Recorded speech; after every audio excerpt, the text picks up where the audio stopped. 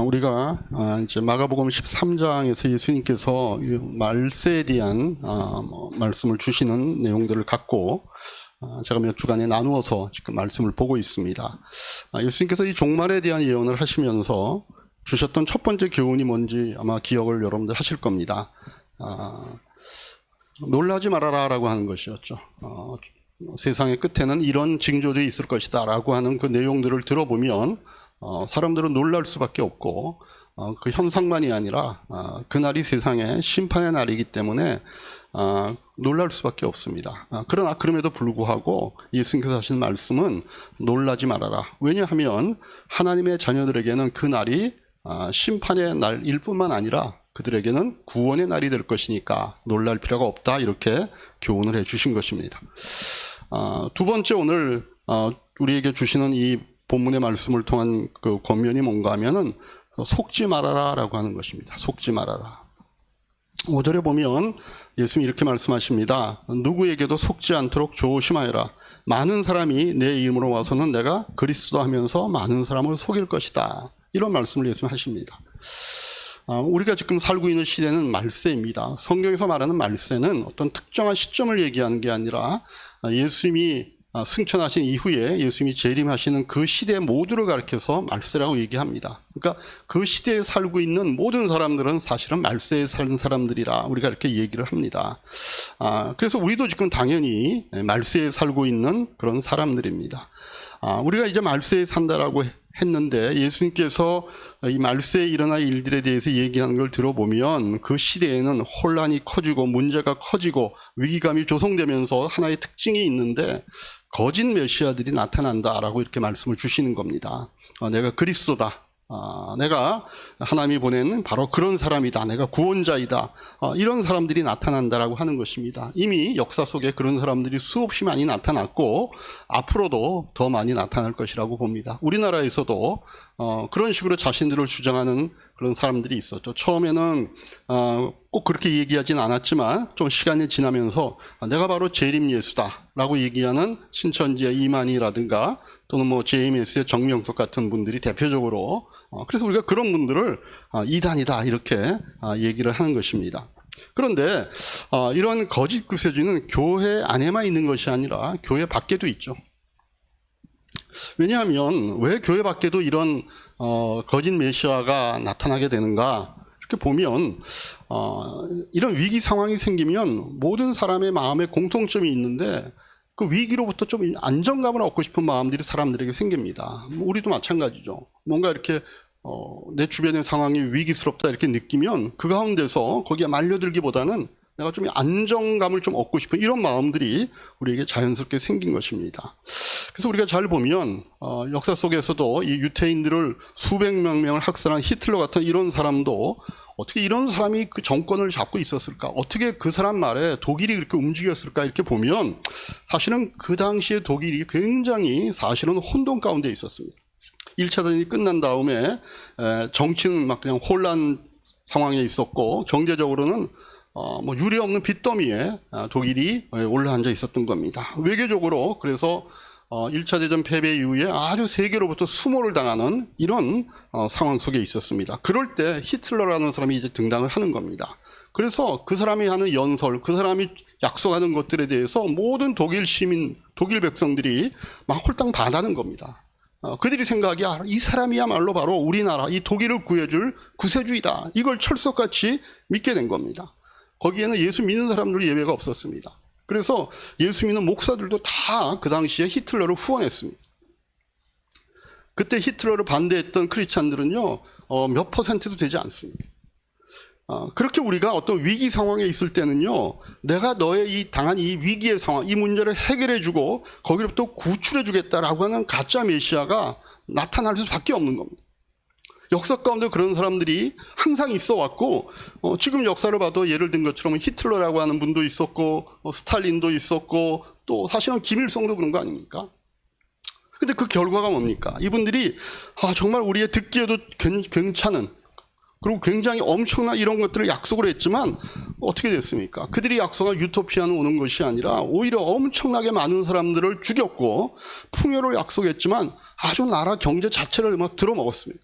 지금도 독일은 배상금을 지불하고 있지 않습니까? 그래서 가짜 이 구세주들이요, 어떤 약속을 하든지 그걸 우리가 믿어서는 안 됩니다. 그래서 주님이 하시는 말씀이 맞죠. 말세에 너희가 속지 말아야 된다. 속지 말아야 된다. 이 가짜 구세주는 어떤 사람들인가 하면 하나님 없이 유토피아가 형성될 수 있고, 하나님 없이 우리가 행복할 수 있고, 하나님 없이 우리가 풍요를 나눌 수 있다라고 하는 약속을 주는 사람들입니다. 이것이 가짜 메시아들의 특징입니다. 근데 제가 분명히 알고 있는 게 뭔가 하면, 이분들이 주장하는 것을 시도한다 할지라도 반드시 실패로 끝난다라고 하는 사실을 저는 분명히 압니다. 왜냐하면 여러분들, 의사가 환자를 돌볼 때도 진단이 정확해야지만 처방을 정확히 내릴 수 있잖아요. 진단이 틀리면 아무리 좋은 의술과 아무리 좋은 약을 사용할 수 있다 할지라도 그것은 제대로 된 치료가 될 수 없는 겁니다. 근데 우리 인간이 갖고 있는, 우리 인류가 갖고 있는 가장 큰 문제가 뭡니까? 우리가 갖고 있는 인류가 걸려있는 가장 큰 병이 뭡니까? 우리가 당하고 있는 이 위기 상황의 가장 근본적인 이유가 뭔가라고 하는 겁니다. 그 근본적인 이유는요, 죄입니다. 죄가 우리의 현실에, 우리의 삶을 이 모양으로 사실은 만든 거죠. 그래서 우리의 죄 문제가 해결되지 않고는요, 어떤 문제도 사실은 해결될 수가 없는 겁니다. 우리의 죄 문제가 먼저 해결되지 않고서는요, 유토피아가 세워질 수 없는 겁니다. 우리의 죄 문제가 먼저 해결되지 않고서는 우리의 참된 행복과 온전한 사회가 이루어지지 않는 것입니다. 그래서 이 근본의 문제, 우리가 갖고 있는 그 근본적인 그 질병, 그 죄가 가장 핵심적인 문제이기 때문에 이 죄 문제를 다루지 않은 채로 내가 이상적인 사회를 이룰 것이고 이상적인 나라를 이룰 것이고 그래서 너희들에게 풍요를 약속하고 행복을 약속하는 것은 사실은 다 가짜일 수밖에 없는 거예요. 여러분, 죄라고 하는 게 뭡니까? 죄의 핵심은 그거 아닙니까? 하나님 없이 살 수 있다는 게 죄입니다. 하나님 없이 살아보겠다라고 하는 것이 죄의 핵심 아닙니까? 그래서 우리가 갖고 있는 이 문제는요, 정확히 얘기해서 우리의 삶 가운데 하나님이 빠져 계셔서 생기는 문제들입니다. 하나님이 빠져 있기 때문에 우리의 삶이 사실은 우리가 아무리 노력하고 애쓰고 어떤 좋은 수단을 다 동원한다 할지라도 그 문제가 해결되지 않는 이유가 바로 그겁니다. 이게 가장 정확한 인류의 문제에 대한 진단입니다. 이런 진단에 기초하지 아니하고 하나님 없이 처방을 약속하는 그거는 가짜 메시아인 겁니다. 예수님께서 그 얘기하시는 겁니다. 그런 가짜 약속을 하고 있는 가짜 구세주들에게 너희가 말세에 속아서는 안 된다. 지금 우리나라에서 새로운 정부가 들어서서 이 나라를 한번 잘 세워보겠다고 노력들이 참 많이 애를 쓰는 것 같습니다. 대통령부터 시작해서 이제 국무위원들을 임명을 하는 과정, 이런 과정을 통해서 어떤 분들이 세워질지 모르지만 노력하고 있는 건 사실입니다. 저는 잘 됐으면 좋겠어요. 근데 저는 어렵다고 생각합니다. 왜냐하면요, 사람 자체가 변화되지 않아서는 안 되는 문제이기 때문에 그렇습니다. 이게 정권이 보수냐 진보냐를 떠나서 정권이 바뀐다고 해결된 문제들이 아닙니다. 우리의 죄 문제가 해결되지 않고는 아무리 법을 바꾸고 아무리 정치적인 지주자를 바꾸고 그 밑에서 함께 일하는 사람을 바꾼다 할지라도 이게 안 되게 돼 있는 겁니다. 그래서 여러분들 정말 하나님 없이 행복을 약속하고 하나님 없이 풍요를 약속하고 하나님 없이 이상적인 사회를 약속하는 그런 사람들에게 우리가 속지 말아야 합니다. 그게 바로 가짜 메시아이기 때문에 그렇습니다. 그래서 만일 과학이 하나님 없이 우리에게 행복을 약속하고 과학을 통하여 어떤 이상적인 사회, 풍요한 사회를 약속한다면 그 역시도 가짜 메시아입니다. 사람만이 가짜 메시아가 되는 게 아닙니다. 여러분, AI가 세상을 구원하겠습니까? 그럴 수 없습니다. 우리가 참선을 하는 것도 좋고 요가를 잘하는 것도 좋습니다. 그러나 그게 우리를 구원할 수 있는 건 아니지 않습니까? 하나님 없이 우리에게 진정한 평화와 행복을 약속한 이 모든 것들은 사실은 가짜이기 때문에 여러분들이 거기에 너무 빠지거나 몰입해서는 안 됩니다. 그게 우리의 구세주가 될 수 없기 때문입니다. 우리의 문제가 갖고 있는 것이 죄이기 때문에 이 죄 문제를 해결하신 예수님만이 우리의 문제를 해결할 수 있는 겁니다. 이 죄 문제를 해결하신 예수님만이 우리에게 참된 행복을 말씀해 주실 수 있는 것입니다. 이 죄 문제를 해결하신 예수님만이 우리가 처해 있는 공경으로부터 구원해 주실 수 있는 분인 유일한 분이신 겁니다. 근데 참 아이러니하게도 우리가 말은 안 하지만 이 가짜 메시아를 쫓아가기가 너무 쉽습니다. 그 사람들의 말과 구호를 들으면은요, 사실 잘 될 것 같아요. 그러니까 우리가 이단에도 빠지는 것이고, 이데올로기를 신봉하게 되는 것이고, 새로운 문명의 이기가 나오면 얼리 어댑트 하는 건 아닙니까? 이걸 사용하면 내가 뭔가 조금 더, 민시 형제 어저께 얘기했습니다. 이제는, 구글이 아니라 이제 뭐라고, 이제는 챗 GPT가 아니라, 아무튼 그런 게 있다고. 어저께, 그거 이제, 구독하는 요금 지불하는 거 제가 봤습니다. 한 달만 일단 써보겠다. 그럼 이제 전공이 그쪽이니까, 이제 그렇게 할 수밖에 없는데, 저도 비교적 젊었을 때 좀 얼리 어댑터였습니다. 뭔가 나오면 한번 먼저 써보기를 바라고, 뭐 이랬는데, 좋을 수 있죠. 편할 수 있는데, 그게 우리의 삶을 바꿔주진 않지 않습니까? 그게 우리를 구원할 수 없는 겁니다. 근데 많은 사람들이 의외로 그런 거에 쫓아가고 속고, 그걸 신봉하는 자리까지 가는 것이 참 인간들의 모습입니다. 그걸요, 역사가 증명하는 겁니다. 근데 중요한 건 뭐예요? 하나님 없이 해결의 문제가 되는 게 아닙니다. 우리가 솔직하게 얘기해서 우리가 지금 다 각자가 어느 문제 하나씩은 다 갖고 있지 않습니까? 꼭 해결돼야 되는 문제. 여러분, 그 문제를 지금 여러분이 어떤 방법으로 해결하고자 노력하고 있는지 한번 잘 생각해 보시기 바랍니다. 그 답이 만약에 하나님이 아니라고 한다면 지금 여러분들은 오답을 찾고 있는 거예요. 우리가 갖고 있는 문제가 어떤 문제이든지 그게 하나님이 아닌 방법으로 그 문제를 해결하려고 노력하면 그건 사실은 정확한 진단도 아니고 답이 될 수가 없는 것입니다. 여러분, 우리가 어떤 중한 병을 치료하는 것도 마찬가지 아닙니까? 제가요, 그래도 대학병원에 몇 번 입원해 본 사람입니다. 뭐 개인 병원도 입원해 봤고, 근데 희한하게 그분들 예수 믿는 분은 아니었거든요. 근데 그분들이 꼭 그 수술 들어가기 전에 하는 말들이 있어요. 제가 최선을 다할 텐데 결과는 하나님만이 하십니다. 이런 얘기를 하는 분이 꽤 많더라고요. 그래서 그분에게 뭔가 믿음의 씨앗이 있나 보다 저는 그렇게 생각을 했는데, 사실은 의사들도 그거 인정하거든요. 아무리 어떤 의료적인 기술이 발전하고 뭔가 굉장한 어떤 그런 의료적인 서비스를 한다 할지라도 결국 의사가 할 수 있는 건 한계가 있는 겁니다. 의사가 병을 고치고 약이 병을 고치는 건 아닙니다. 결국은요, 우리가 믿음으로 고백할 수 있는 것, 그리고 세상 사람들도 의식이 어떤 뭔가 정확한 진리를 아는 분들은 그건 신이 고칠 수 있다, 그건 하나님이 하시는 거다, 이런 고백을 하게 되는 겁니다. 여러분, 우리의 부부의 문제 카운셀러가 해결해 주는 거 아닙니다. 부부 문제가 있어서 상담소를 찾아가고 뭐 이렇게 노력들을 할 필요는 있는데, 그러나 근본적으로 하나님께서 해결해 주셔야 해결되는 문제들입니다. 우리의 자녀들도요, 내가 아무리 애쓰고 잔소리한다고 될 문제가 아닙니다. 하나님이 개입해 주셔야 되는 거예요. 우리의 재정의 문제, 어려움, 그거 우리가 아무리 어떤 방법으로서 노력을 해도 안 되잖아요. 할수록 엉키는 것들을 우리가 보잖아요. 하나님이 해결해 주시지 않으면 안 되는 문제들이에요. 그러니까 모든 구원이 사실은 하나님으로부터 오는데, 우리의 도움이 하나님으로부터 오는 것인데 우리가 이거 잊어버리고 하나님 아닌 것으로부터 행복을 찾거나 그 문제 해결을 찾거나 하려고 이러는 분들에게는 내가 지금 뭔가에 속고 있구나라는 걸 깨달으시고 오늘 이 설교 이후에는 여러분들의 마음의 자세를 확 바꾸시기 바랍니다.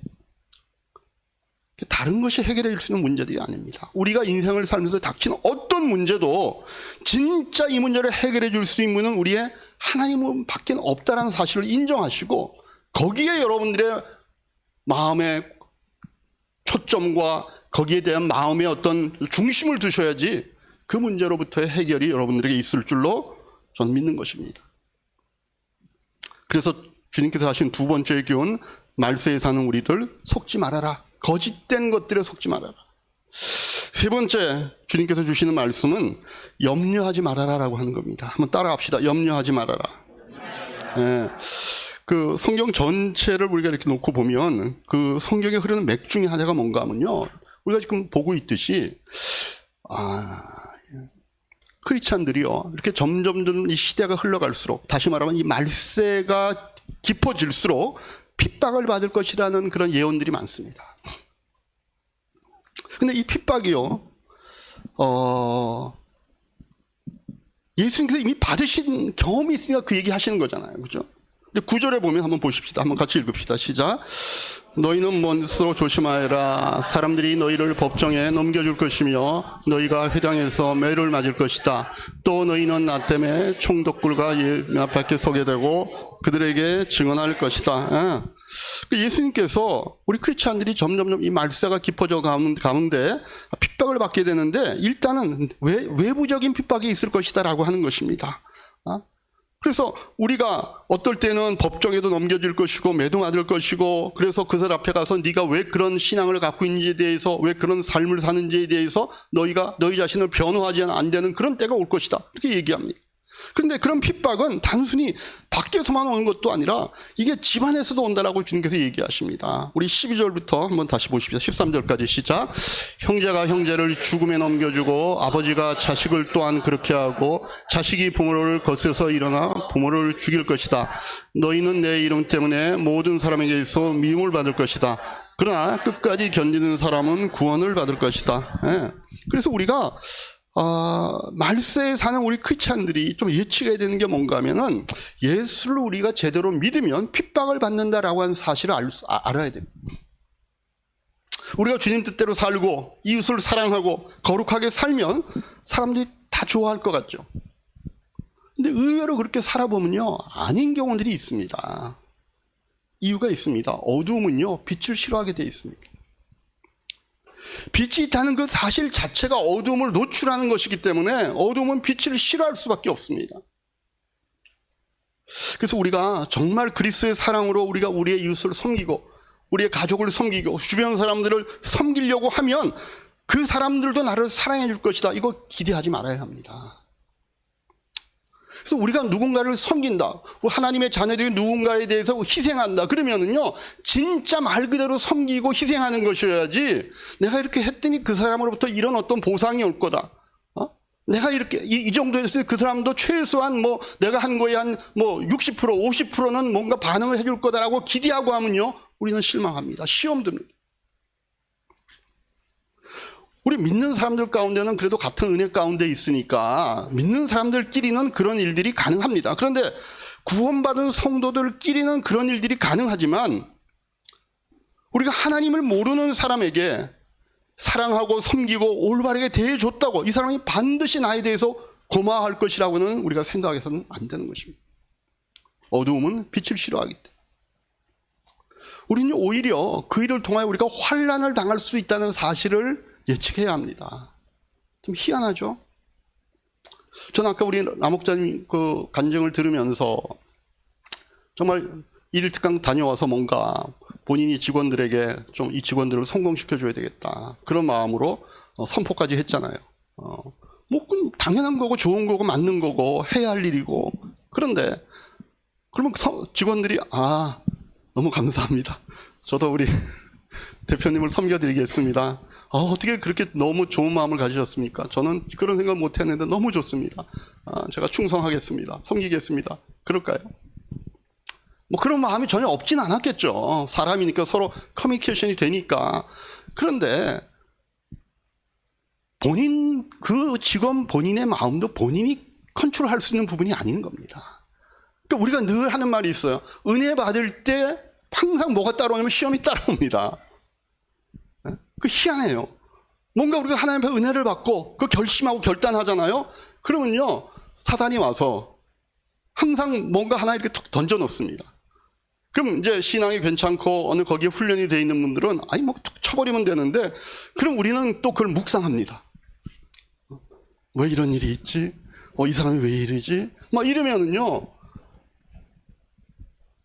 갑자기 그 마음에 가졌던 그 마음과 그 좋은 동기와 이런 것들이 갑자기 이렇게 바람 빠지는 튜브처럼 훅 빠져가가지고 오히려 본인도 시험에 들 수 있습니다. 내가 그런 마음을 가졌는데, 내가 이런 어떤 결단을 했는데 왜 하나님이 이런 문제에 대해서 이렇게 이 문제가 꼬이게 할까? 근데 사실은 그 단계를 넘어가야 우리의 신앙이 큽니다. 희한해요. 그러니까 우리가 그냥 그런 마음으로 우리의 마음이 이렇게 부풀어 오르고 이렇게 뭔가 이렇게 뿌듯하고 하는 것으로 우리는 절대 성장하지 못합니다.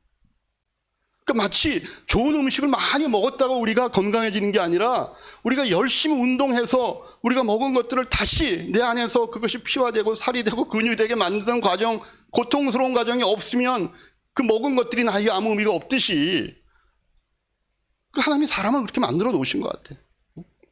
그렇지만 중요한 건 그런 생각과 결단조차도 하지 않으면 또 아무 일도 안 일어나는 겁니다. 왜냐하면요, 우리가 선하게 대하고 우리가 누군가를 사랑하고 누군가를 좋아하고 은혜를 베푼다고 어둠이 빛을 함께 좋아하지는 않습니다. 그렇기 때문에 우리가 뭔가 그런 좋은 마음을 가질 때 이거 사단이 시험할 수 있겠구나 하는 것들을 예측할 수 있어야 합니다. 여기에 더해서 그 상황에 극악했지만 주님 뭐라 그러시냐면요, 형제가 형제를 죽음에 넘겨주고 아버지가 자식을 또한 그렇게 하고 자식이 부모를 거스리고 부모를 죽인다라고까지 얘기합니다. 얼마나 이게 엄청납니까? 이 말이 사실은 굉장히 우리가 실감 있게 안 들리지만요, 우리가 말세에 살고 있기 때문에 이런 일들이 우리 주변에 일어나고 있는 겁니다. 이 회교도 국가, 이슬람 국가에서 사역을 하고 있는 성교사님 얘기들 우리가 가끔 들으면은요, 참 이게 말이 되나라고 하는 얘기를 듣습니다. 이 이슬람교를 믿는 사람의 자녀가, 예를 들어서 예수를 이 자녀가 믿게 되면요, 아버지나 삼촌이 와서 권총으로 쏴 죽입니다. 그게 정당하게 돼 있습니다. 이런 극악한 사건이요, 우리가 살고 있는 이 시대에서 사실은 우리가 몰라서 벌어지는 겁니다. 명예살인이라 해가지고 그게 가능하게 돼 있다고 해요. 미국에서 미국 시민권을 갖고 있는 이 유명하신 이 한국인 목사님에 대한 얘기가 있는데, 이분이 이북에서 월남을 하셨어요. 자녀들 다 놔두고 아내도 놔두고 혼자만 월남을 하신 겁니다. 그러다가 전쟁이 금방 끝날 줄 알았는데 그냥 38선에 가로막혀서 이분은 다시 돌아가지 못하고 그냥 한국에서 이분이 목사로 열심히 잘 사역을 하시고, 그리고 이제 어떤 기회가 돼서 미국에 와서도 계속해서 그 목회를 열심히 잘 하셨습니다. 두고 온 아내와 자녀들을 생각해서 재혼도 안 하시고 홀로 그렇게 열심히 교회에만 사역을 열심히 하신 겁니다. 그 교회도 많이 성장을 했습니다. 그래서 좀 세월이 지난 다음에 이제 이북에 그 문호가 열리고 이분이 이제 미국 시민권을 갖고 있으니까 이북에 이제 방문할 기회를 가졌습니다. 방문해서 갔더니 거기서 이제 가족들을 만난 거예요. 그 자기가 젊었을 때 만났던 그 헤어진 아내가 아주 자기하고 비슷하게, 본인은 본인이 늙은 줄 모르는데 아내는 보니까 파파 할머니가 돼갖고 있는 거고, 어린애였던 아이들이 이제는 장성해서 건장한 청장년이 돼 있는 거예요. 근데 이분이 이제 가족들하고 만났으니까 이북에서도 이제 무슨 어떤 그런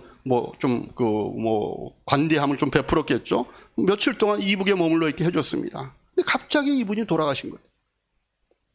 평생을 건강했는 그분이 왜 돌아가셨는가? 많은 이제 미국 언론을 비롯해서 또 주변에 있는 사람들이 추적을 해봤을 때 여러 가지 이론이 나온 거예요. 갑자기 심장마비가 왔을 것이다. 여러 가지. 근데 가장 그럴듯하게 들렸다는 것이 이거라는 겁니다. 아들이 독살한 것이다. 이북에서 아버지가 월남한 가족이라고 말하면은 얼마나 차별 대우를 받으면서 평생을 살았겠어요. 남한에서도 이북으로 넘어간 사람들이 있을 경우에 우리나라에서도 그런 사람 좋은 눈으로 안 봤을 거잖아요. 그러니까 이북에서는 오죽했겠어요. 아버지가 전쟁 때 남한으로 넘어간 바로 그 가족이다 이렇게 하면 평생을 그런 식으로 대우받고 그렇게 천대받고 살았는데 그 아버지가 오니까 뭔가 이 김일성 주석에게 자기가 충성할 수 있다는 이런 방법을 생각해서 아버지를 독살했다. 여러 가지 그 가설 중에 그 가설이 가장 신빙성이 있다라고 사람들이 얘기하는 걸 제가 한번 본 적이 있습니다. 여러분, 그래서요, 하나님 없이 어떤 이상사회를 추구하고 하나님 없이 이상을 추구하고 하나님 없이 정의로운 사회를 추구하는 사람들은요, 하나님 무서운 줄 모르기 때문에 목적이 정해지면 어떤 방법이든 쓸 수 있습니다. 그래서 저는 제일 무서운 사람이 누군가 하면요, 하나님 모르는 이상주의자들이에요. 이분들이 사실은 제일 왜? 눈 하나 깜짝하지 않고요, 본인들의 이상을 실현하기 위해서 사람의 목숨 정도는요, 사실은 아랑곳하지 않을 수 있는 가능성이 있기 때문에 그렇습니다. 그래서 우리 크리스찬들이요, 지금 세상이 어둡기 때문에 우리가 밝게 살고 올바르게 살고 사랑으로 산다고 할 때에 이런 핍박이 있을 수 있다는 사실을 우리가 예측할 수 있어야 돼요. 그런데 감사한 건 하나님께서 이런 핍박에 대해서 얘기하시면서 뭐라고 말씀하십니까? 염려하지 말아라, 걱정하지 말아라 이렇게 얘기합니다. 왜 그렇습니까? 하나님의 도움이 있을 것이니까. 그래서 세 번째 사실은 주님이 주시는 교훈의 핵심은 이겁니다. 성도들에게 핍박이 가중되어도 하나님이 함께 하신다. 그러니까 염려하지 말라는 겁니다. 11절에 그래서 그 말씀 하시는 겁니다. 우리 같이 한번 읽겠습니다. 11절 시작. 사람들이 너희를 끌고 와서 넘겨줄 때 너희는 무슨 말을 할까 하고 미리 걱정하지 말아라. 무엇이든지 그 시각에 말할 것을 너희에게 지시하여 주신 대로 말하여라. 말하는 이는 너희가 아니라 성령이시다. 예. 저는 이 말이요, 이 말을 듣는 제자들에게 엄청난 위로가 격려가 되었을 거라고 봅니다. 왜냐하면 지금 이 제자들 촌사람들이잖아요. 갈릴리 촌사람들. 뭐 종교교육도 제대로 받지 못한 사람들, 어부 출신 뭐 이런 사람들입니다. 근데 이런 사람들을 모아놓고 예수님이 뭐라 그러셔요? 너희가 이제 땅 끝까지 가서 내 증인이 되라, 이런 얘기하는 거예요. 그 듣는 제자들 입장에서 기가 막힌 거죠. 우리가 이거 어떻게 해? 거기다가 플러스 너희가 그런 일을 할 때 너희가 핍박도 받는다 이렇게 얘기하니까, 아니 우리가 가서 무슨 얘기를 할지도 모르겠는데 거기다가 얘기하면 핍박도 받는다? 그들의 마음이 얼마나 불안하고 염려가 됐겠어요. 근데 그런 제자들을 위해서 주님이 하신 말씀이 너희가 그럴 때 무슨 말을 할까 염려하지 말아라. 그때가 되면 성령님께서 할 말을 줄 테니까 걱정하지 마라. 그때는 네가 하는 것이 아니라 성령께서 하시는 것이다. 걱정하지 말아라. 예수님이 제자들을 향해 하시고 싶은 말씀은 이겁니다. 너희들이 핍박 가운데 있을 때 이제는 너희가 그 핍박을 견디려고 하지 마라. 무슨 말을 너희가 할까 염려하지 말아라. 왜? 하나님이 할 말을 주실 거니까. 너희가 어려움을 당하면 하나님께서, 예수님께서 너희 안에서 너희를 도와 그 말을 하게 할 것이다. 그러니 너희가 이 문제를 어떻게 해결할까 염려할 필요가 없지 않겠냐. 네 안에 계신 성령님이 그 문제를 해결하실 것이다. 그래서 참 우리는 아이러니하게도요, 우리가 하나님을 언제 가장 친밀하고 언제 가장 가까이 있음을 느끼냐면요, 역경 가운데 있을 때 우리가 하나님을 그렇게 느낍니다. 아주 오지에서 고생하시는 선교사님을 어떤 이제 분이 방문을 하고 돌아와서 그 간증했던 얘기를 제가 잠깐 들은 적이 있는데, 거기 가보니까 불이 없으니까, 뭐 불도 없는 그런 동네인데 뭐 이렇게 뭐 소똥 같은 걸로 이렇게, 왜 거의 아프리카 이런 데 가면 집을 짓잖아요. 그런 집에서 이제 사역을 하고 계시는데, 이렇게 오랜만에 이제 이렇게 외부에서 온 고국 사람을 만나니까 이 선교사님하고 오랫동안 한 막 2시, 밤 2시, 3시까지 같이 얘기를 나누는데, 그 고생한 얘기를 듣는데 너무 그런 고생도 없더래. 어떻게 사람으로서 저렇게 고생하면서 선교사역을 하실까, 이런 얘기를 듣고 있는데, 이야기를 듣는 가운데 그분의 마음 가운데 어떤 느낌이 드냐면, 자기가 지금 손을 이렇게 뻗치면 하나님이 닿을 것 같다, 이런 느낌이 들더라는 거예요. 고난의 얘기를 듣는 가운데, 그 고난 가운데 어떻게 이 선교사님이 하나님의 보호하심과 인도하심을 따라서 그 고난들을 다 겪어가시면서 이 사역을 계속 하시는가를 얘기를 듣는 가운데, 자기도 지금 이 상황 속에서 내가 손을 뻗치면 이 어려움 가운데 하나님이 계시다라는 그 느낌이 들 것 같다는 그 얘기를 하는 거예요. 여러분, 역경 가운데 우리 하나님이 하나님을 우리가 발견하는 겁니다. 그러니까 염려하지 말라는 겁니다. 여러분, 핍박을 받아보지 아니한 사람들, 우리가 하나님 능력을 사실은 제대로 모릅니다. 우리가 주님을 위해서 희생하고 주님을 위해서 모험을 해보지 않은 사람은요, 하나님의 능력을 사실은 체험할 수 있는 기회가 사실 없는 겁니다. 우리는 자꾸 뭘 원하죠? 우리가 갖고 있는 상황에서 더. 그러니까 그건 사실 하나님 입장에서 보자면 있어도 되고 없어도 될 수 있는 거예요. 우리가 깊은 역경 가운데서 하나님을 만나게 된다는 사실을 여러분들이 꼭 기억하시기 바랍니다. 우리가 주님을 위해서 고난받고 주님 위해서 핍박을 받을 때 우리 곁에 하나님이 계심을 우리가 느끼는 겁니다. 그래서 그 하나님이 우리를 대신해서 싸워주시고 그 하나님이 우리를 대신해서 말씀해 주시고 우리를 대신해서 그 길을 헤쳐주신다는 것들을 그때 비로소 우리가 경험하게 되게 됩니다. 그렇습니다. 그러니까 여러분들 기도 가운데 너무 편안하고 안전하고 보호받는 걸로만 기도하지 마십시오. 내가 하나님 만날 수 있는 인생이 되게 하려고 사실 기도해야 됩니다. 그래야 우리가 하나님과의 관계가 깊어지고 하나님이 누구신가를 알게 되고 그 하나님을 믿는 그 믿음으로 이 세상을 살 거 아닙니까? 근데 우리는 사실은 예수 안 믿는 사람하고 거의 차이가 없는 걸로 우리는 그들은 세상에서 열심히 일하고 자기들이 믿는 종교를 통해서 그걸 해결하려고 그러고 우리는 하나님을 통해서 그걸 해결하려고 하는 방식은 다를 뿐이지 사실은 그걸 기도하는 마음의 속셈은 똑같을 수 있다는 거예요. 그래서 예수님께서 고난 속에 있는 크리스찬들에게 뭐라고 얘기하셔요? 13절에 뭐라고 얘기합니까? 13절에 끝에만 읽으시다. 그러나 끝까지 견디는 사람은 구원을 받을 것이다. 이게 너희가 싸우는 싸움이 아니니까 견디기만 하라는 겁니다. 이게 너희가 싸우는 사람이 아니니까 그러니까 견뎌. 내가 싸워줄 테니까 너희는 견디기만 해. 믿음 버리지 말고 기도 끊지 말고 나만 의지하며 견디라는 겁니다. 여러분 우리가 말세에 삽니다. 말세는 혼돈의 시대입니다. 여러분 이 포스트 모던이라고 하는 이 시대는 그 혼돈을 점점 가중시키는 시대입니다. 절대 기준이 없습니다. 절대 진리가 없습니다. 모두가 다 각자가 주인이고 각자가 왕이고 각자가 옳은 대로 행하는 것들을 점점 가중시켜갑니다. 그걸 장려합니다.